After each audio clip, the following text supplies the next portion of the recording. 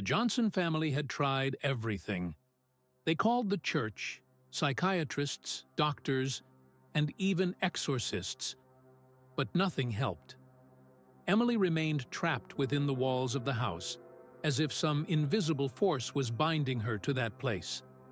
One day, while Michael, Sarah, and Noah were desperately searching for a solution, Emily went into her room and locked the door. She sat on the floor with tears in her eyes, holding the toys she once loved. The voices were getting louder. "You will never leave." Something whispered from the darkness of the room. Emily continued to live in the house, facing overwhelming feelings that consumed her more each day.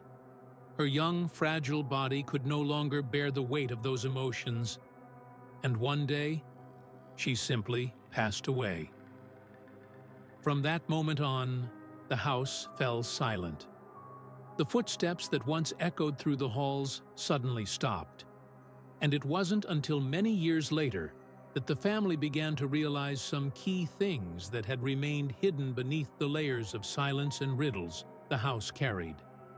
They finally understood that the searches on Michael's laptop, which initially seemed random, hadn't been done by him at all. It was Emily, secretly researching cases of children who had gone through the same terrifying symptoms she had. The voices in her head, the feeling of being trapped, the red burns that appeared out of nowhere, and the eerie events inside the house.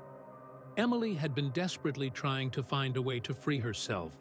They also realized that the knife Emily had once taken from the kitchen and used frantically in an attempt to destroy her favorite stuffed toy, the one she believed was the source of all the horrors, hadn't made even the slightest cut. No matter how furiously she slashed at it, the fabric remained intact, as if it were something not entirely of this world. Terrified, Emily tried to get rid of the toy by throwing it into the garbage bin outside the house, hoping to be rid of it forever. But the next morning, as she walked back into her room, she found that same toy lying on the basement floor, untouched and unscathed, just as it had been before. At that moment, Emily realized that something was terribly wrong. Something far bigger and more dangerous than she could comprehend was present in that house. Something that had no intention of letting her go. It was then that she understood that the curse wasn't tied only to the toy, but to her as well.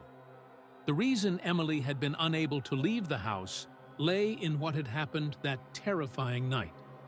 The night they first heard those heavy footsteps echoing through the hallways. In that fateful moment, when the Johnson family thought they were facing just another one of the house's eerie occurrences, something far darker and more sinister was unfolding in the shadows. Unbeknownst to them, a ritual had begun in the basement. A ritual rooted in the distant past of the house, tied to the fates of the children who had lived there before Emily. That ritual wasn't random. It was part of an ancient curse that had enveloped the house like an invisible web, steady and relentless.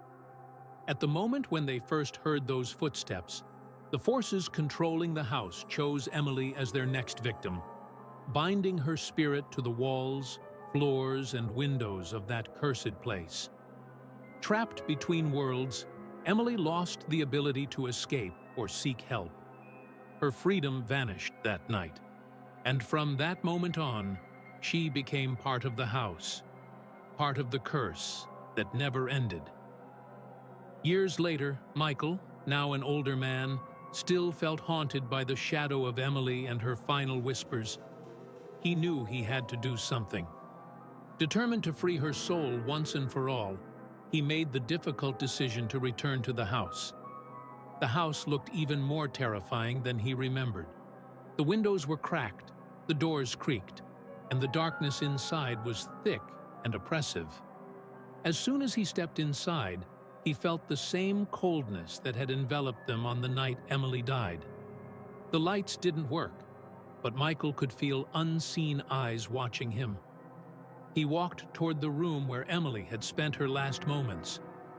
On the floor, lay the same stuffed toy, undamaged, despite all her desperate attempts to destroy it.